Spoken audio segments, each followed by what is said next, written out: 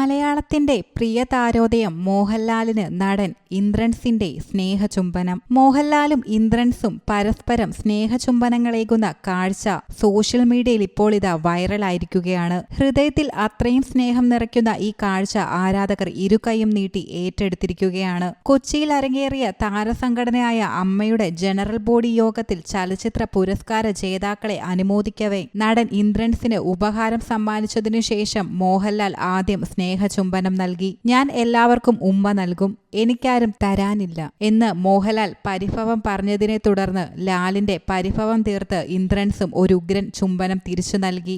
അമ്മ സംഘടനയുടെ പുതിയ ജനറൽ സെക്രട്ടറിയായി തെരഞ്ഞെടുക്കപ്പെട്ട നടൻ സിദ്ദിഖ് ഈ സ്നേഹാതുരമായ നിമിഷത്തിന് സാക്ഷിയായി ഒപ്പമുണ്ടായിരുന്നു. മോഹൻലാലിന് സ്നേഹചുംബനം നൽകുന്ന ഇന്ദ്രൻസിന്റെ ചിത്രം ചുരുങ്ങിയ നേരം കൊണ്ട് സോഷ്യൽ മീഡിയയിൽ വൈറലാവുകയും ചെയ്തു. ഇത്തവണ നടന്ന അമ്മയുടെ യോഗത്തിലെ ഏറ്റവും മനോഹരമായ നിമിഷങ്ങളിൽ ഒന്നായി ഈ മുഹൂർത്തം മാറുകയും ചെയ്തു. അമ്മയുടെ പ്രസിഡന്റ് സ്ഥാനത്തേക്ക് എതിരില്ലാതെ മോഹൻലാൽ തെരഞ്ഞെടുക്കപ്പെട്ടപ്പോൾ ഇടവേള ബാബുവിന്റെ പിൻഗാമിയായിട്ടാണ് സിദ്ദിഖ് ജനറൽ സെക്രട്ടറി സ്ഥാനത്തേക്ക് എത്തിയത്. കുക്കു പരമേശ്വരൻ, ഉണ്ണി ശിവപാൽ എന്നിവരാണ് സിദ്ദിഖിനെതിരെ ജനറൽ സെക്രട്ടറി സ്ഥാനത്തേക്ക് മത്സരിച്ചത്.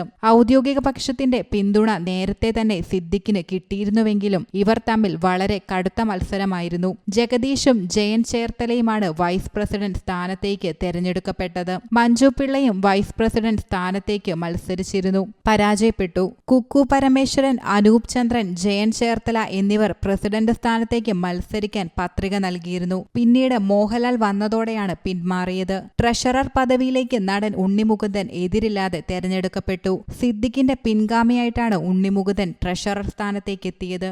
News desk you talk.